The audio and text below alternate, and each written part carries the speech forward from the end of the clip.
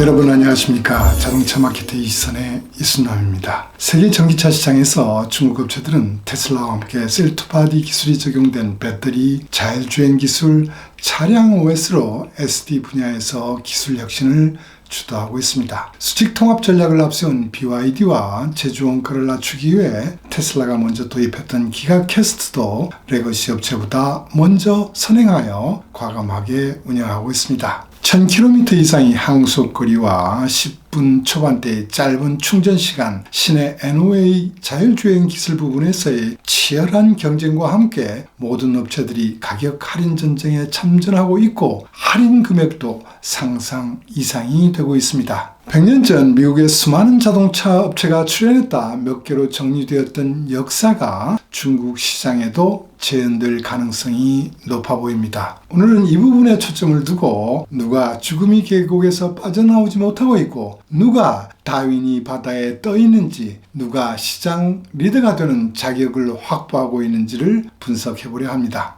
작년 업체 그룹별로 글로벌 판매 순위에서 중국 업체 중 BYD는 BMW, 벤츠를 제치고 10위에 올라섰습니다. 중국 자동차 업체는 크게 BYD처럼 개인이 주도하여 경영하는 업체와 정부가 운영하는 국영업체, 그리고 IT 기반에서 출발한 신생 업체들로 구분할 수 있습니다. 작년 판매 실적을 보면 국영업체보다는 개인 주도 업체들이 더 좋은 성과를 보이고 있습니다. 반면 국영업체 중 상해기차는 저성장에 직면해 있고 기서기차, 광주기차, 북경기차는 비교적 높은 성장을 하고 있지만 아직도 규모는 작은 편입니다. 동풍기차는 성장률 규모 면에서 위기에 노출되어 있다고 보입니다. NEV 판매에서는 중국 업체들이 압도해왔지만 그 순위도 매우 빠르게 변화하고 있습니다. BYD와 테슬라, 광주기차의 마켓쉐어는 감소하고 있고 지리, 장안, 화웨이와 세레스가 공동으로 출범시킨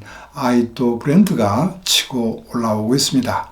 좀 더 깊게 들여다보면 작년 판매 목표를 발표했던 14개 업체 중 100% 이상 달성한 업체는 리오토, 지리, BYD와 동풍의 전기차 브랜드인 보야 4개사였습니다. 대부분의 국영업체들은 사업 목표를 미달하고 있는 가운데 신생업체인 림모터, 샤오펑, 니오는 연속하여 2년 미달했고 호조는 51%로 가장 낮았습니다. 또 하나 판매에서 주목해야 할 점은 외국계 업체들이 마켓 쉐어가 계속해서 떨어지고 있다는 점입니다. 이 부분이 왜 중요한 의미를 갖느냐면 중국 국영업체들의 이익이 많은 부분이 이들 외국계 기업과 조인트 벤처한 브랜드차 판매에서 오고 있기 때문입니다. 18년 실적과 비교해보면 토요타를 제외한 전 업체가 감소했습니다만 GM, 닛산, 현대차 그룹은 반 이상으로 크게 줄어들었습니다. 본업인 영업활동 결과를 나타내는 중국 업체의 영업이익률은 레거시 업체에 비하면 전체적으로 낮은 수준이었습니다. 레거시 업체들의 작년 영업이익률은 예년에 비해 높은 편이라고 할 수 있습니다. 수익성 높은 내연기관차 판매가 많았고 재고 부족으로 고수익 차종을 우선 판매하면서 판매 인센티브를 최소한으로 유지할 수 있었습니다. 여기에 환율 효과가 더해지면서 토요타, 현대차 그룹 등은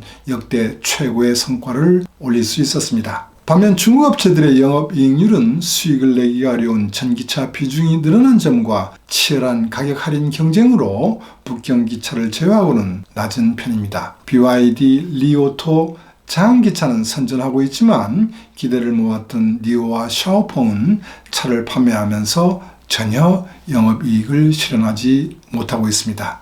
순이익이 많이 증가한 업체는 판매 증가율이 높고 영업이익률이 높았던 BYD, 장기차, 리오토 정도였습니다. 국영자동차 업체들의 순이익은 다 감소하고 있는 가운데 광주기차는 45%나 감소했고 동풍기차는 상장 이래 첫 적자를 기록하면서 충격을 주고 있습니다. 니오와 샤오펑의 판매는 증가하고 있지만 규모의 경제가 실현되지 못하면서 적자 폭이 계속하여 커지고 있습니다. 가격 할인 경쟁에도 불구하고 BYD의 실적 호조 요인의 가장 큰 요인은 수직 통합 전략으로 제조 코스트를 낮춘 부분과 전기차와 플러그인 하이브리드의 판매 증대 효과가 있었습니다. 작년 자동차 관련 사업 매출 총 이익률은 23%로 전년 대비 2.6%포인트 상승했습니다. 이는 자동차 업계에서 가장 높은 수준이며 같은 해 테슬라의 매출 총이익률 18.2%보다도 높았습니다. 장안기차의 순이익이 높은 이유는 다른 국영기업체와는 달리 조인트 벤처 브랜드인 포드, 마스다 판매 비중이 13%로 낮고 그 대신 독자 브랜드로 NEV 판매와 수출에서 큰 폭으로 증가한 효과라고 분석됩니다. 프리미엄 플러그인 하이브리드의 차별성을 내세웠던 리 오토는 작년 36만 대를 판매하면서 9년 만에 이익을 실현했습니다. 처음으로 런칭한 미니밴 메가와 함께 플러그인 하이브리드 한 차종과 전기차 세 차종을 런칭하여 올해 판매 목표를 80만 대로 크게 증대한다는 야심적인 목표를 세웠습니다. 그러나 첫 전기차인 메가 차종 판매가 부진하여 전기차 시장에서 리오토의 장래가 불투명해지고 있습니다. 국영업체 중에는 첫 적자를 기록한 동풍기차와 광주기차의 부진이 눈에 띄고 있습니다. 동풍기차는 독자 브랜드보다는 조인트 벤처 브랜드 판매에 크게 의존해왔습니다. 첫 적자를 기록한 가장 직접적인 이유는 닛산과 혼다와의 조인트 벤처 회사로부터 얻는 이익이 이들 차의 판매 감소로 전년 대비 96%가 감소했기 때문입니다. 닛산과 혼다는 NEV 개발이 늦었고 내연기관차보다 싼 플러그인 하이브리드와의 경쟁이 어려워지면서 닛산 판매는 21.5%, 혼다도 8.5%가 감소했습니다. 광주기차의 45%의 순이익 감소는 우회로 보일 수 있습니다. 중국 일부 언론에서는 바이두와 알리바바, 텐센트의 야거처럼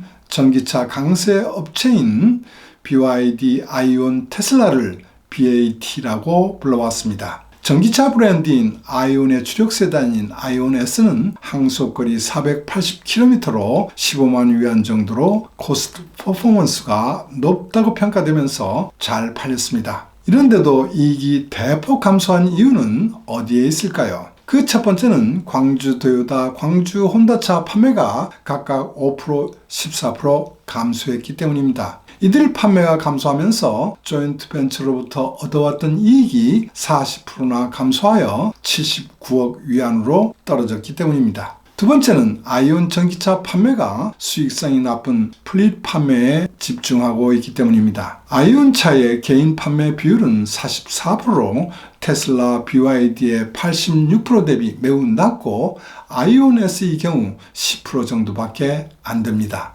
중국 언론에 의하면 중국 국내 배차 서비스로 사용되는 아이온 차가 30만 대를 넘어서 배차 시장의 25%를 차지하고 있다고 합니다. 중국 국영업체들은 이처럼 수익성이 나쁜 플립 판매 비율이 높은 구조적 문제점을 안고 있습니다. 플립 비율을 단시간에 줄이기는 매우 어렵습니다. GM과 포드의 영업이익률이 낮은 이유는 미국 시장에서 플립 비율이 높은 부분이 있습니다. 중국 국영업체들이 장래가 밝지 못한 이유의 한 부분이라고 말할 수 있습니다. BYD 회장은 지금 40%대인 외국계 업체들의 마켓 쉐어가 4-5년 후 10%대로 떨어질 것이라고 예상하고 있습니다. 요즘 시장 상황을 고려한다면 이 예상이 맞을 수도 있겠다는 생각이 듭니다. 왜냐하면 토요타와 혼다가 중국 시장 전역으로 출시했던 BG3X 이 NP1의 판매는 매우 미미하고 이번에 새롭게 발표한 혼다의 전기차도 그리 임팩트가 있어 보이지 않기 때문입니다. 또한 폭스바겐의 ID 시리즈 판매는 NEV 시장에서 2.5%의 매우 낮은 마켓 쉐어임을 고려해보면 외국계 업체들의 미래가 어둡게 보이기 때문입니다. 이에 대응한 전략으로 외국계 업체들은 구조조정과 미래 투자를 가속화하고 있습니다. 광주기차와 합병하여 운영하는 광주 혼다는 900명, 광주 토요타는 1000명의 인원을 이미 줄였고 여기에 더하여 닛산과 혼다는 공장 생산 능력을 각각 30%, 20% 축소하는 구조조정에 착수했습니다. 상해 GM과 상해 폭스바겐이 각각의 인원의 30%와 10%를 상해 기차 독자 브랜드인 라이징 오토는 50%의 인원을 줄였습니다. 폭스바겐과 아우디는 샤오펑과 상해 기차의 IM 브랜드의 기술을 활용하여 차기 모델을 개발하기로 했습니다. 벤츠, 토요타 등은 현지 연구개발 능력을 증강하고 있습니다. 이런데도 가격 경쟁력과 소프트웨어에서 앞선 중국 차와 경쟁은 그리 쉬워 보이지 않습니다. 이렇게 되면 조인트 벤처 브랜드 판매에 크게 의존해왔던 중국 국영업체들의 악영향을 미칠 것으로 예상됩니다. 중국 정부가 끝까지 지원하겠지만 차이나 리스크가 본격화되고 중국 경제가 침몰하게 되면 도태의 길을 걷지 않을 수 없게 될 것입니다. 배터리 스와핑 시스템으로 차별화된 이미지를 구축해온 니오나 스마트 드라이빙 시스템에서 강점을 보여왔던 샤오펑은 소프트웨어 분야에서 높은 평가를 받아왔습니다. 그러나 계속 사업 목표 달성을 하지 못하고 있고 매년 적자 규모가 커지고 있습니다. 중국의 신생업체 3사와 미국의 루시드 리비안 5사의 시가총액 합계는 21년 후반 약 4천억 달러였는데 690억 달러로 떨어졌습니다. 기술 혁신은 멈춰져 있는 것처럼 보이고 판매 대수가 규모의 경제 효과를 발휘하지 못하면서 계속 수혈해야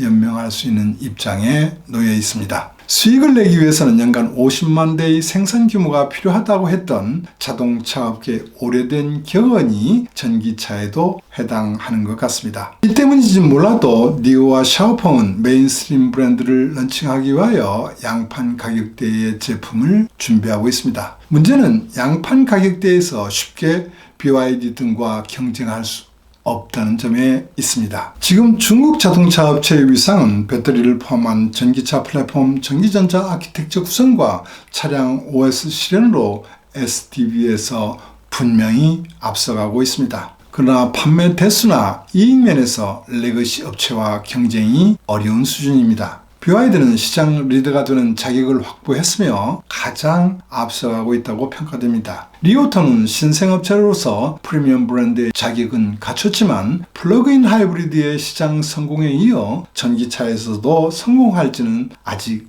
의문이 남아 있습니다. 아직도 죽음의 계곡에서 완전히 빠져나오지 못한 업체들이 있습니다. 조인트 벤처한 브랜드의 판매에 이익을 기대해왔던 국영업체들은 명확한 생존 전략이 부재한 편입니다. 기술력에서 높은 평가를 받는 니오와 저가격의 강점인 호소는 신생업체의 약점을 극복하지 못하면서 죽음의 계곡을 벗어나 다윈이 바다로 나갈 강력한 실행력이 보이지 않습니다. 지리와 상해기차는 인수한 브랜드를 활용하면서 전기차를 앞세워 유럽 시장을 공략하고 있습니다만 성장 속도가 느리게 보입니다. 기서기차는 해외 시장에서 성과를 보이면서 해외 공장 전기와 함께 플랫포머 역할도 기대되고 있습니다. 판매에서 고전하고 있는 샤오펑과 림모터는 플랫포머라는 지렛대를 이용하여 현재 어려움에서 구원해줄 폭스바겐과 스텔란티스를 찾아서 다윈이 바다를 건너려고 하고 있습니다. 이들에게 양날이 칼처럼 이들의 운명은 이들이 서브 브랜드가 될 수도 있다는 것을 의미합니다. 오늘은 여기까지 하겠습니다. 시청해 주셔서 감사합니다.